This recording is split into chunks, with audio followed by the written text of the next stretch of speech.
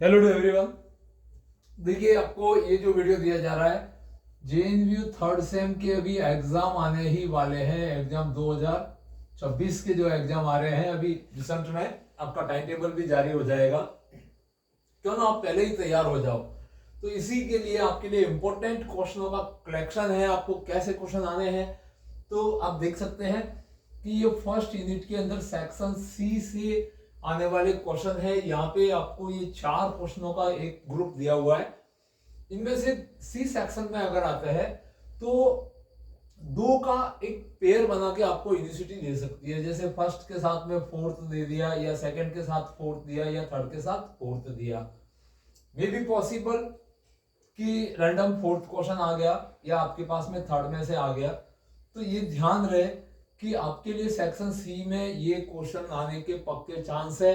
तो आप तैयारी कर दीजिए, इनका सॉल्यूशन सीख लीजिए। हमारे चैनल पे ये दिए जाएंगे इनके सॉल्यूशन भी, जिनको आप आराम से समझ सकते हैं और अपने अच्छे मार्क्स ला सकते हैं।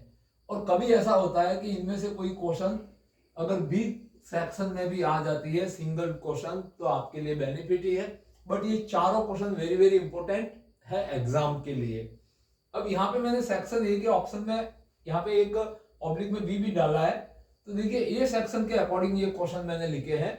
तो ध्यान रहे कि यहाँ पे इनमें से ए सेक्शन के लिए भी आपको क्वेश्चन मिलना ही मिलना है। छोटे क्वेश्चन है बट रेयर केसेस। यूनिवर्सिटी है, आपको पता होगा, यूनिवर्सिटी के एग्जाम आप दे चुके हो, तो बी में भी दे दे तो कोई आपके लिए बुरा नहीं है। तो यहाँ पे जो क्वेश्चन दिए हुए हैं, इनको आपको अच्छे से पहचानना है कि ये किस फॉर्म के अंदर सॉल्व होंगे। ये पी के लिए सॉल्व करने के लिए क्वेश्चन है, ऊपर के तीनों।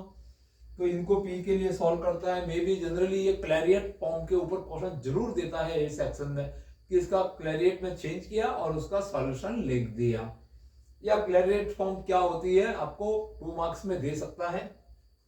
तो क्लैरियट आपके लिए वेरी वेरी इंपॉर्टेंट टर्म है। यहाँ पे लॉन्ग आंसर में भी देखो मैंने लिखा है, यहाँ पे क्लैरियट फॉर्म की क्वेश्चन है। तो इनके लिए आपको थोड़ा प्रैक्टिस अच्छी करनी है। क्लैरियट फॉर्म डायरेक्ट भी आ सकती है इस सेक्शन में, या क्लैरियट में चेंज करने के बाद में आपको कुछ सब्स्टिट्यूट लगा के चेंज करना होता है, जिसका मेथड आपको समझा दिया जाएगा।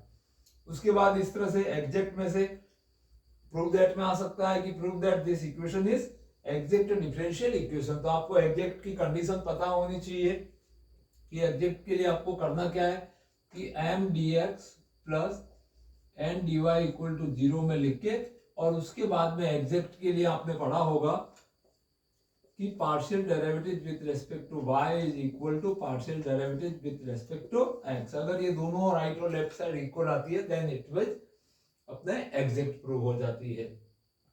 अब इनको आपको सेल्फ ही पहचाननी है कि ये कौन सी इक्वेशन है। यहाँ पे एक डिफरेंशियल इक्वेशन बनाने का क्वेश्चन है। 2 arbitrary coefficient a and b है। सेकंड डेरिवेटिव तक जाएगी, इसके कंसेप्ट पता होना चाहिए। Trajectory of X Y equal to C square बहुत ही इंपॉर्टेंट है। और छोटा क्वेश्चन डिग्री या ऑर्डर रिलेटेड, इस तरह से कॉम्प्लिकेटेड फंक्शन आ सकता है। तो डिग्री ऑर्डर में आपको ध्यान रहे ऑर्डर निकालते समय कि इसके ऊपर जो पावर फ्रैक्शन नहीं होनी चाहिए, पॉलिनोमियल की फॉर्म में आपको चेंज करना होता है। आफ्टर दैट आप ऑर्डर एंड डिग्री को आपको ध्यान से उसको लिखना होता है। तो ये था आपके फर्स्ट यूनिट का, मैंने एक आपको हिंट्स दिया है कि ये क्वेश्चन आपके लिए बहुत ही इंपॉर्टेंट है। और अभी जैसे इंजीनियरिंग कॉलेज के एग्जाम हुए, तो उसमें भी बच्चों के काफी अच्छे पेपर गए, जिसमें उनको बहुत हेल्प मिली। जो इस तरह का वीडियो उनके लिए डाला गया था हमारे चैनल पे। आपने सब्सक्राइब नहीं किया है तो सब्सक्राइब करिए, और अपने सभी मित्रों में अधिक से अधिक शेयर कर दीजिए, ताकि उनको भी बेनिफिट हो और आपके पास में सोचने को ये रहे कि हमें करना क्या है एग्जाम के लिए। तो फर्स्ट यूनिट के अंदर आपको singular solution, exact differential equation पे फोकस होना है। और पी के लिए एक क्वेश्चन आएगी जो इस तरह से डायरेक्ट छोटी क्वेश्चन नहीं आती है, जिनमें इसको क्लैरियट में बदल के आपको सॉल्व करना होता है। बाकी जो माइनर क्वेश्चन है जो ए सेक्शन के अकॉर्डिंग है। अब बी में आ जाए तो अच्छा ही है आप लोगों के लिए। बी में 2 क्वेश्चन की पेयर आ गई तो आप आराम से कर सकते हैं। बने रहे चैनल पे। एक बार फिर कह रहा हूं, सब्सक्राइब करिए, शेयर करिए और लाइक करिए। Thank you watching this video.